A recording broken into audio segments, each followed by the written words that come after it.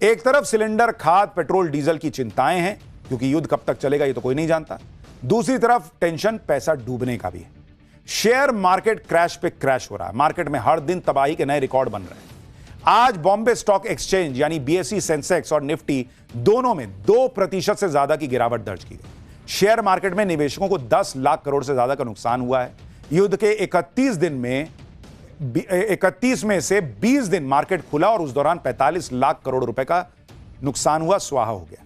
यानी हर दिन 2 लाख करोड़ रुपए से ज्यादा का नुकसान हो रहा है। 28 फरवरी से अब तक मार्केट कैपिटलाइजेशन 456 लाख करोड़ रुपए से घटकर 411 लाख करोड़ रुपए पर आ चुका है। 4 साल में पहली बार ग्लोबल मार्केट कैपिटलाइजेशन में भारत की हिस्सेदारी 3% से कम हो गई। यानी शेयर मार्केट में तूफान आ रखा है, लोग तबाह हो रहे हैं। उधर युद्ध की तबाही में भी भारतीय रुपया भी रिकॉर्ड गिर गया। रुपया पहली बार डॉलर के मुकाबले 95 का आंकड़ा पार कर गया। युद्ध के शुरुआत से लेकर अब तक रुपया डॉलर के मुकाबले करीब 3.5% से ज्यादा गिर चुका है। रुपया एशिया में सबसे ज्यादा खराब परफॉर्म करने वाली करेंसी बन गई है। अब रुपया क्यों गिर रहा है और इससे आपकी सेहत पर क्या असर पड़ेगा वो भी बताता हूं। युद्ध के समय जब अस्थिरता का माहौल होता है, इस दौरान डॉलर सेफ हेवन माना जाता है, जिससे बाकी करेंसी कमजोर होनी शुरू हो जाती है। युद्ध के दौरान मार्केट से फॉरेन इन्वेस्टर्स अपना पैसा निकालकर जा रहे हैं। जब फॉरेन इन्वेस्टर्स एग्जिट करते हैं तो वो रुपया बेचते हैं, डॉलर खरीदते हैं, इससे भी रुपया गिरता है। FII यानी फॉरेन इंस्टीट्यूशनल इन्वेस्टर्स ने केवल मार्च महीने में ही 12 लाख करोड़ से ज्यादा रुपया भारतीय मार्केट से निकाल लिया है। यह ट्रंप के कुल युद्ध खर्च का 33% है। रुपया कमजोर होने से भारत का इंपोर्ट बिल बढ़ेगा। भारत ऑयल, इलेक्ट्रॉनिक्स, खाद समेत कई चीजें इंपोर्ट करता है। जब ये सब चीजें महंगी होंगी तो महंगाई बढ़ेगी, परिवहन और लॉजिस्टिक कॉस्ट बढ़ेगा, सब्जियां, दालें, दूसरे खाद्य पदार्थ महंगे हो जाएंगे। महंगाई बढ़ेगी तो खपत कम होगी। खपत कम होने से कई सेक्टर्स में मंदी आ सकती है। कई सेक्टर्स में स्लो परफॉर्मेंस से भारत की जीडीपी ग्रोथ पर असर पड़ेगा। पूरा साइकिल है बॉस जो चले जा रहा है। युद्ध से हो रहे आर्थिक नुकसान और रुपए में गिरावट का मुद्दा लोकसभा में भी उठा। इस पर लोकसभा में वित्त मंत्री निर्मला सीतारमण ने सफाई दी। वित्त मंत्री ने कहा कि देश की अर्थव्यवस्था की हालत मजबूत है, रुपया ठीक चल रहा है। उनके इस बयान पर लोकसभा में हंगामा मच गया। भारत की इकोनॉमी एकदम स्ट्रांग है। हमारे फिस्कल सिचुएशन स्ट्रांग है और फिस्कल डेफिसिट 5 साल में कैसे मेंटेन करके आ रहे हैं, इसके ऊपर पूरे दुनिया में प्रशंसा हो रही है। और ये भी है हमारे फॉरेन एक्सचेंज रिजर्व इतना बरकरार है, सॉलिड भी है। इसके कारण आज हम डॉलर का व्यवस्था को पूरे दुनिया देख रही है। हर एक इमर्जिंग मार्केट का इकोनॉमी के साथ भारत को तुलने में हमारे रुपया ठीक चल रही है और रुपया को ठीक चल रही है, बिल्कुल ठीक चल रही है। No, absolutely going fine. वित्त मंत्री मानने को तैयार नहीं है कि रुपया जो है वो नीचे जा रहा है। मतलब नीचे जा रहा है लेकिन वो कह रही है कि ठीक कर रहा है। क्योंकि देखिए दुनिया में जो स्थिति है उसकी वजह से दुनिया भर की करेंसीज पर इंपैक्ट पड़ा है, लेकिन रुपये पे भी ज्यादा पड़ा है, ये भी दिख रहा है। हाँ, वो ये जरूर ठीक कह रही हैं कि हमारी अर्थव्यवस्था की नींव मजबूत है। हमें नुकसान तो होगा लेकिन हमारा बेस कमजोर नहीं है। हाँ, रुपया गिर रहा है, ये अलग सच्चाई है। देखिए युद्ध से नुकसान सबका हो रहा है लेकिन भारत फिर भी संभल जाएगा। पड़ोस का हाल सुनेंगे तो हैरान रह जाएंगे। पाकिस्तान में पेट्रोल पंप में जिस तरीके से पेट्रोल बेचा जा रहा है, आप हैरान रह जाएंगे। युद्ध की वजह से पाकिस्तान में पेट्रोल की इतनी किल्लत हो गई कि अब वहां पेट्रोल लीटर में नहीं मिलीलीटर में बिक रहा है। जैसे पेट्रोल नहीं कफ सिरप बेच रहे हो।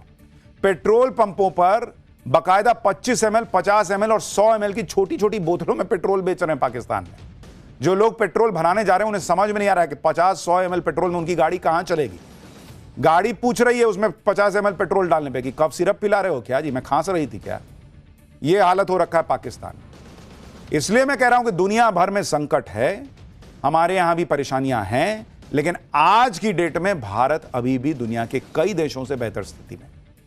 अब आप देखिए कि युद्ध कैसे दुनिया के बाकी देशों पर असर डाल रहा है। दक्षिण कोरिया में लोगों को थोड़े पानी से ही नहाने की अपील की जा रही है क्योंकि वहां पानी गर्म करने के लिए गैस का इस्तेमाल होता है, लेकिन अब वहां गैस की कमी हो गई है। थाईलैंड के प्रधानमंत्री तो छोटी बाजू वाली शर्ट पहनकर ऑफिस आ रहे हैं ताकि दूसरे लोग भी हल्के कपड़े पहनकर आएं। वो ऐसा इसलिए कर रहे हैं ताकि लोगों को गर्मी कम लगे और वो सरकारी दफ्तरों में एयर कंडीशनर का इस्तेमाल कम करें। फिलीपींस में सरकारी कर्मचारियों से अपील की गई है कि वो लिफ्ट के बजाय सीढ़ी से आए जाएं। मिस्र में शॉपिंग मॉल्स को हफ्ते में 2 दिन बंद कर दिया गया है ताकि बिजली बचाई जा सके।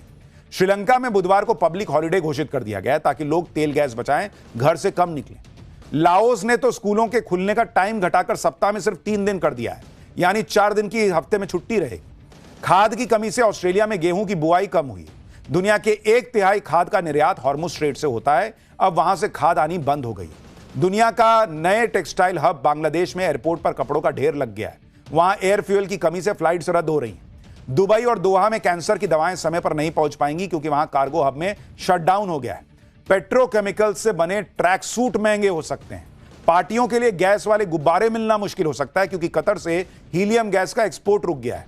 बहरीन और सऊदी अरब में फॉर्मूला 1 रेस रद्द कर दी गई है क्योंकि यहां मिसाइलें गिरने का खतरा है। अमेरिका में इन्फ्लेशन के डर से होम लोन महंगा हो गया है, जिससे घर खरीदना और महंगा हो गया है। और अगर यही हाल रहा तो चाइना में भी चीनी भी महंगी हो सकती है क्योंकि ब्राजील दुनिया का सबसे बड़ा चीनी उत्पादक है। अगर तेल के दाम बढ़े तो वहां के शुगर मिल्स चीनी बनाना छोड़कर बायोफ्यूल बनाने लगेंगे, जिससे चीनी की कमी हो जाएगी। तो भाई, दुनिया में तबाही मच रखी है और यह वक्त है एकजुट होकर सिर्फ और सिर्फ भारतीय के तौर पर चलकर एक दूसरे की मदद करने का, इस संकट में एक दूसरे का साथ देने का। जहां कमी है सरकार से सवाल कीजिए, पूछिए, बताइए, हम लोग भी पहुंचाएंगे। इधर कमी है सर, ठीक कीजिए। ऑपोजिशन को भी इस वक्त देश के साथ खड़े होकर काम करना होगा, इस सब के लिए जरूरी है बॉस। खैर, पाठशाला में अब अगला चैप्टर। ईरान अमेरिका वॉर में ऐसा क्या होने वाला है कि दुबई अबू धाबी को लेकर घबरा गए लोग। शाहरुख खान से लेकर रोनाल्डो तक ने जिस दुबई में इन्वेस्ट किया, वहां युद्ध ने क्या हाल कर दिया। ईरान का ऐसा प्लान, क्या जल जाएगा खाड़ी का तेल, बूंद बूंद पानी को तरसेगा गल्फ, क्या होने वाला है, अब इसका चैप्टर। ईरान युद्ध के बीच पूरी दुनिया में इस वक्त दुबई की बड़ी चर्चा हो रही। दुबई का क्या होगा, क्योंकि जिस दुबई को अभी तक जन्नत की तरह देखा जाता था, वहां ईरान की मिसाइल और ड्रोन्स ने महीने भर से कोहराम मचा रखा है। जिस दुबई की दुनिया भर में चकाचौंध थी, वहां के शॉपिंग मॉल, एयरपोर्ट से लेकर रिहायशी बिल्डिंग्स पर ड्रोन और मिसाइल से अटैक हो रहे हैं। किसी को नहीं पता कि कब ईरान की मिसाइल किसकी जान ले लेगी। अच्छा, ऐसा नहीं कि पूरा दुबई तबाह हो गया। यूएई की सरकार अपने लोगों को बचाने के लिए जी जान से लगी हुई है, लेकिन दुबई बिना किसी बात के, जैसे हम फंसे हैं वैसे वो भी फंसा हुआ है और इसको इंपैक्ट झेलना पड़ रहा है। पिछले एक हफ्ते में ईरान की तरफ से दनादन अटैक हुए हैं, जिसके बाद दुबई में एयर डिफेंस भी कई बार नाकाम साबित हो रहा है। दुबई के बारे में कहा जाता था कि यह सबसे सेफ है, जहां दुनिया के मशहूर हस्तियों के घर हैं, जहां दुनिया के सबसे अमीर लोगों ने निवेश कर रखा है। वो दुबई वॉर जोन में तब्दील हो जाएगा, किसी ने सोचा ही नहीं था। अमेरिका के एक्सपर्ट ने तो चेतावनी भी दे दी है कि अगर यूएई युद्ध में कूदा तो बर्बाद हो जाएगा। दुबई से लेकर अबू धाबी पूरी तरह से तबाह हो जाएंगे, ये दुनिया भर के एक्सपर्ट्स कह रहे हैं। दूसरी तरफ ईरान ने ऐसा प्लान तैयार किया है कि अगर यूएई ने कोई गलती की तो यूएई का तेल तो तबाह हो ही जाएगा, दुबई जैसे शहर में पीने के पानी के लिए कोहराम मच जाएगा। दुनिया भर के अरबपतियों का प्लेग्राउंड कहा जाने वाला दुबई कैसे मुसीबत में फंस गया है, वो आपको बताऊंगा, लेकिन पहले एक झलक देखिए।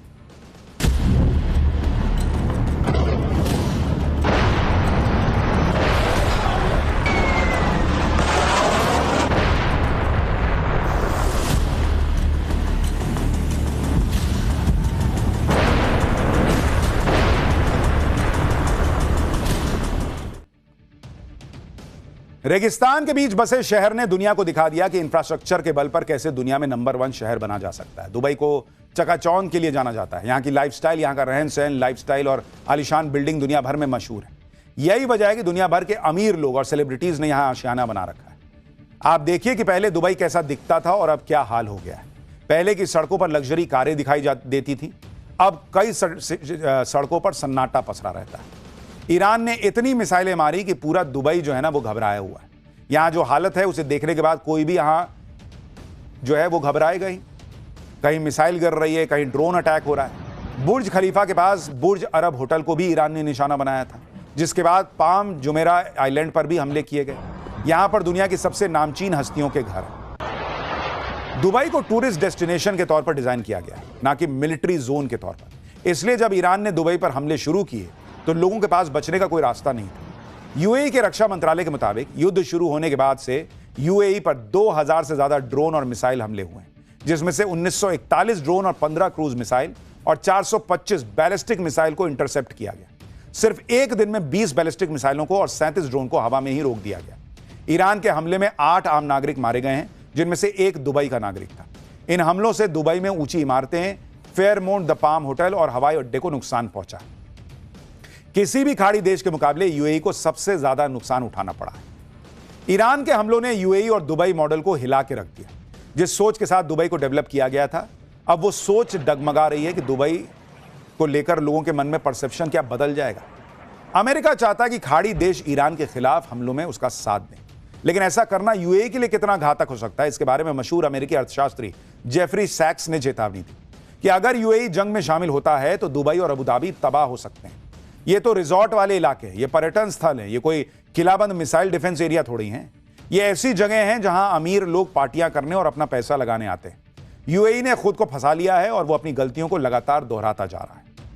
यानी एक ऐसा शहर दुबई या आप कहिए अबू धाबी या फिर पूरा यूएई, जहां दुनिया के बड़े बड़े लोगों ने निवेश किया है, शाहरुख खान से लेकर क्रिस्टियानो रोनाल्डो और बड़े बड़े लोग, वो सारी जगह जो है अब संकट में घिरी हुई। कई लोग तो सवाल उठा रहे हैं दुबई में क्या जो रियल एस्टेट है उसकी कीमत गिरने वाली है या गिर गई है, क्या होगा आगे, भगवान जाने क्या होगा।